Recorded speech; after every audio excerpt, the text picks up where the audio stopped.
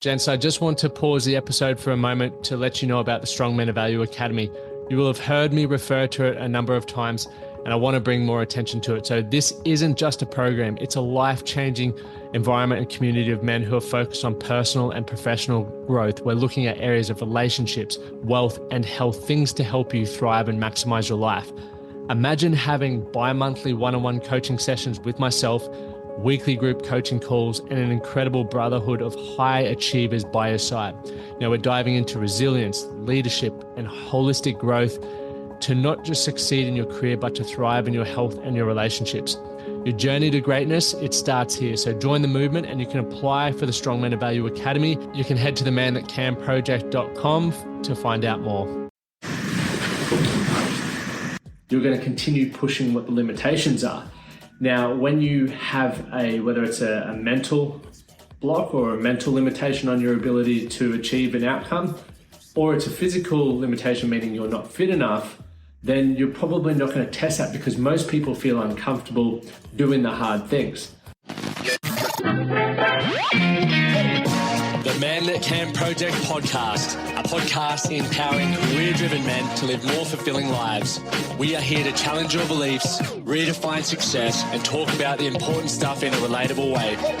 Don't forget to subscribe and leave a review. My name's Lachlan, Stuart. Let's get into it. Do you find yourself living a mediocre life because you're afraid to do the hard things? I was at a coffee shop just before I moved over here, and I was having a conversation with two mates, and one of them had just completed a marathon. The other dude who was sitting with us, he's like, mate, I could never do that.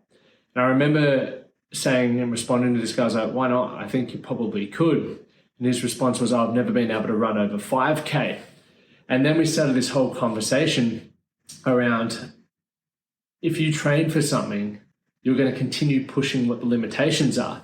Now, when you have whether it's a mental block or a mental limitation on your ability to achieve an outcome, or it's a physical limitation, meaning you're not fit enough, then you're probably not going to test that because most people feel uncomfortable doing the hard things.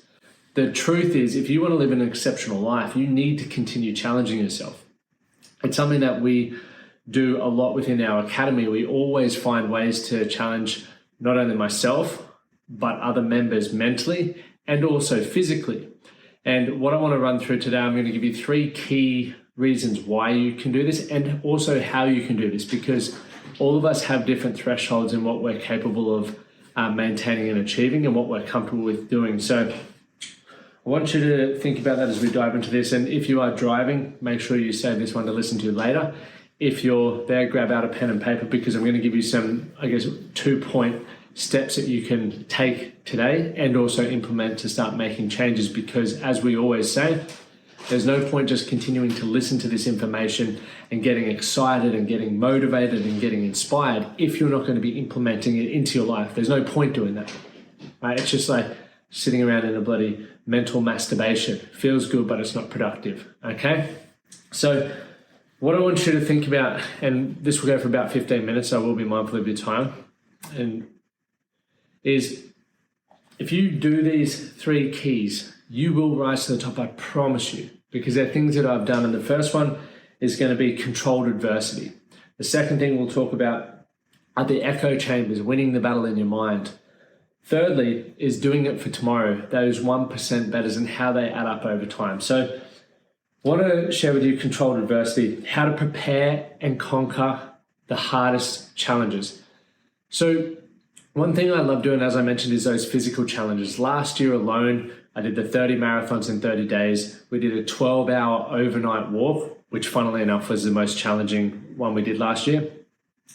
We also did the Goggins challenge, which is running 4 miles every 4 hours for 48 hours. So the most frightening part of that for me was lacking sleep. But I want to focus on the walk. So when we did this walk, it was 12 hours. We didn't really have any guidelines apart from this was a rough map. We wanted to walk around Brisbane and we're going to do it overnight. Okay, it was 12 hours. Doesn't sound too hard, does it? What I knew, not only for myself and for the 20 other blokes that were joining us, we were all going to have completely different experiences.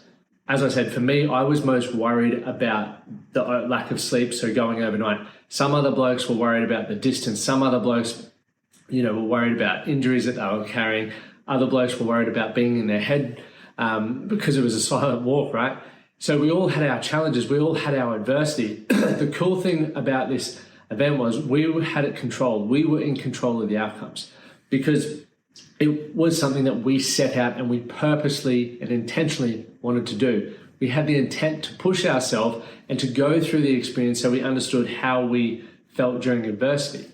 The benefit of being able to do this and getting comfortable with this is when uncontrolled adversity, and let's just call that life, happens, many of us respond in certain ways. And sometimes how we respond to adversity isn't how we'd choose to if we had that time again, and I'd call that a reaction. So when you go through controlled adversity, you then put yourself in a position that when you go through life's adversities, you've been here before. You know you don't want to react to the situation. You want to respond in a way that's going to deliver a better outcome. So as this walk was happening, people were dropping out at certain different parts. We had 20 start and 5 finish. And the experience was different for all of us. And I remember just the pain that I felt going through that. I was worried about the sleep, but I experienced something completely different. The hip pain, the knee pain. My mind was telling me, dude, this is going to mess you up. This is going to hurt in the morning. But I'd committed to doing it. And because we'd rallied the troops together, I couldn't bail. I guess accepted that responsibility that regardless of what happened, I had to go through this. This experience is going to happen for me regardless of how it felt. And the cool thing about, I guess, being in that leadership position or wanting to lead by example even was that there was no way in the world I was going to quit.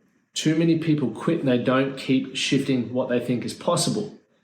I guarantee you, as you're listening to this, there are things in your own life that are holding you back. There are limitations, mental or physical, that you've accepted. The reason why you can't do X, it's because of Y. As opposed to going, okay, well, currently I can't do X, but let's test that out. Let's put that to the challenge. Let's see how I respond in the face of adversity. Let's see what I'm capable of. It's much like weight training. Now, when you go to the gym, it's adversity, really. It's a challenge. It's strain on the body. If you're doing bench press, let's say you're capable of doing 60 kilos, that's your 1 rep max. You're not just going to go, all right, I've achieved it, gym's done. No. You're going, all right, next week, 62.5. The week after that, 65. Or you're going to increase the reps. There's going to be some way that you're going to keep building resilience. You're going to keep increasing the resistance because you know on the other side of the resistance is the growth, is the outcome that you want. So I believe that if you can find a way to, I guess, set up some controlled adversity, you're going to have some huge wins, okay? And what that looks like for every individual is different. Your threshold to certain challenges is different to mine. And sometimes you may be stronger, right? But it's not about comparison here. It's about moving the needle for yourself to get a desired outcome. At the moment, currently I'm doing 365 days of what I'd call my daily hard. And some of them are mental challenges, some of them are physical. I'm doing a lot of running. We're doing cold plunges, which at the moment is like -1. It's horrible. But then the other day I did a 30-minute meditation, which was a mental challenge. I'm also learning the guitar. Once again, a mental challenge, and I'm filming that. It's embarrassing. But I'm finding ways to challenge myself and continue moving the needle, continue increasing the limit on what I think I'm capable of. Why? Because I want to live an exceptional life. And the things that I'm choosing to do, I believe, are setting me up for when life is going to throw those challenges at me. I believe I can problem solve by learning the guitar. I believe I can learn new things. By jumping in the cold water, I can deal with stress and overwhelm pretty well. By, doing the runs, I feel strong, fit, and confident. I'm getting stronger, fit, and more confident every day. So think about that controlled adversity. That's key number 1, okay? Controlled adversity. Think about it. Once again, if you consider joining the academy, you'll get a lot of experience with that because it's something we talk about and it's something that we practice regularly. Key number 2, the echo chamber. How to take control of the negative voice in your head. We all experience it. All of us experience it. And going back to the walk, the 12-hour walk, one thing that I witnessed was men who, not everyone had met at this point in time. My dad came along even. As the pain started kicking in, as the mental chatter started kicking, men started talking and they started discussing what they were thinking, what they were feeling. And it was almost like this awesome soundboard because then they were able to unpack it. And I think a big challenge for a lot of people, and a challenge that I experienced, we don't unpack what's going on in our head. We just accept it as truth. And what I mean by that is you can't control your first thought, but you can choose what your second one is. So if your first thought is don't do that, or don't take that risk because you're not good enough.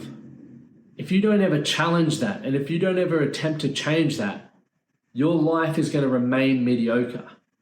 You're watching this, you're listening to this, you're considering joining the academy because you know you want to live an exceptional life, which means you now will accept that first thought you're not always in control of, and sometimes it sucks. For me, same experience. A lot of my first thoughts are not good, but it's the second thought, the one that I followed up with, that matters most. So a little, exercise there you can do is, one, be aware of your first thought in certain situations, whether it is the controlled adversity that we were speaking about before or other situations in life. Then start thinking about what would follow up, or what would be your ideal second thought to follow up that first thought that's going to help you achieve a better outcome. And the third point there is just continue flexing that. Right? Don't try and change all of your first thoughts at once. Just do one at a time. If you notice your first thought towards gym or exercising is, no, don't like that, but you know that you need to start exercising to achieve a better quality of life, let's just dive in and focus on changing that first thought rather than going, I hate the gym, or the gym's not for me. I love the gym. I'm excited to work out. I look forward to working out. That's the follow-up thoughts that we need to have in order to start shifting the belief there. So that is what we're talking about there with that echo chamber, because once again, all of us have some crazy stuff going on up there. We're all a bit, I'd say probably a little bit insane in some way. So that is a great little exercise that you can do there to improve that echo chamber and start having an echo chamber of positive and empowering thoughts. And as I said, the men really experienced that on that walk. And once again, this is why controlled adversity is awesome, because to avoid some of the pain, you start talking about it, you start building better relationships.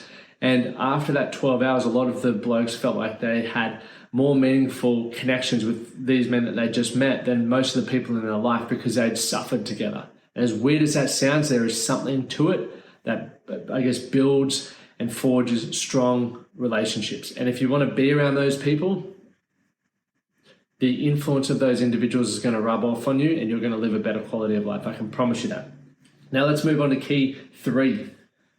Do it for tomorrow. The shirt that I'm always wearing is the Do It For Tomorrow shirt. There will be some more available soon. You can check out on the website. But ultimately, it's about winning for you. Right? Do something today to be better for tomorrow. The things that you're doing today, you may not notice the influence of that tomorrow, but you'll notice in a few years' time. So if even if you reflect over the last 5 to 10 years now, the quality of your life, if it's still mediocre, the things that you've been doing on a daily basis have led you here. And it can be very hard to accept that, because by now, if you've listened to enough of my episodes, you recognize that you're responsible for that. And the hardest thing I ever did was accept responsibility for the results that I had in my life. And a lot of the results and the actions that I'd taken, I was not proud of. Okay? But don't allow that to be the reason why you don't start changing things.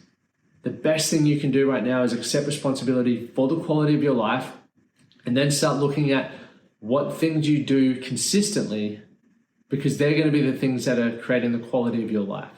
So if you were to look through and notice that you're not quite as healthy or as energetic or as comfortable in your skin or body as you would like to be, probably guarantee over the last 5 to 10 years you haven't been eating well, you haven't been exercising enough, okay, and you haven't been taking care of your appearance.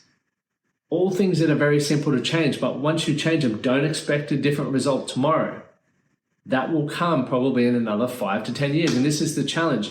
People get really bummed out if they don't see a result in 30 days. It didn't take 30 days to get to the poor position you're in.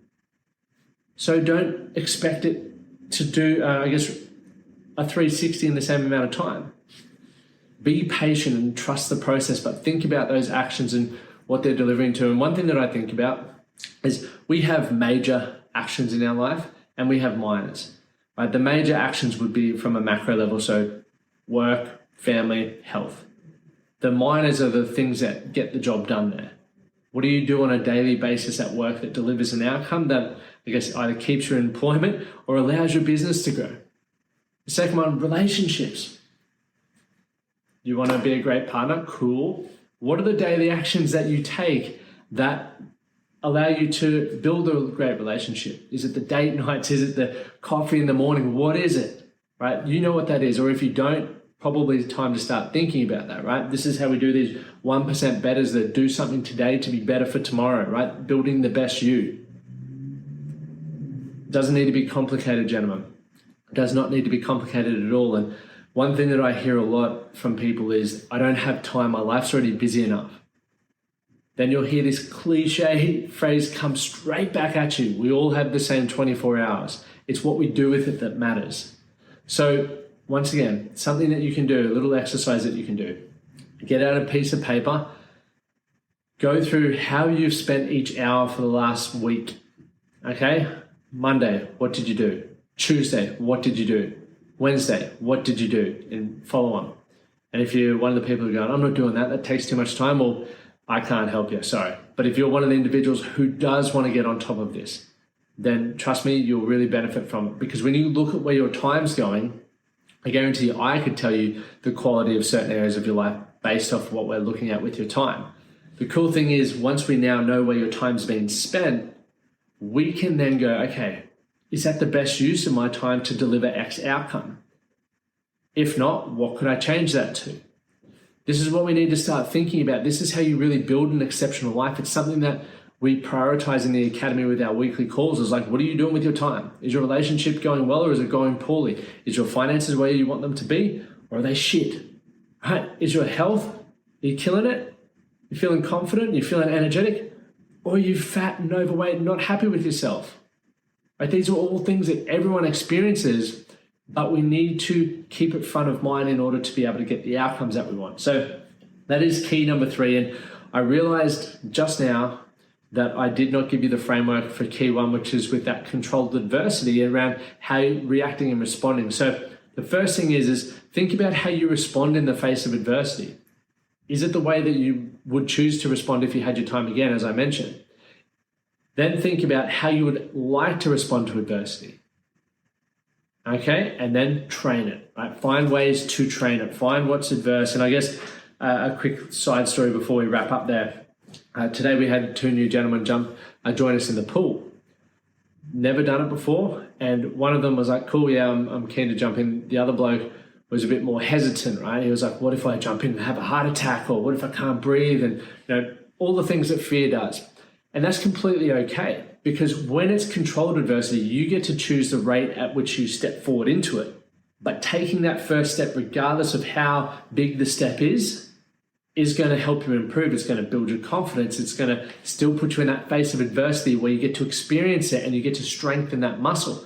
So we had one of the gentlemen jump in, right? We had the other one walk in through the steps at his own pace, which was fine. We all achieved the same outcome. We all got in the water for 90 seconds.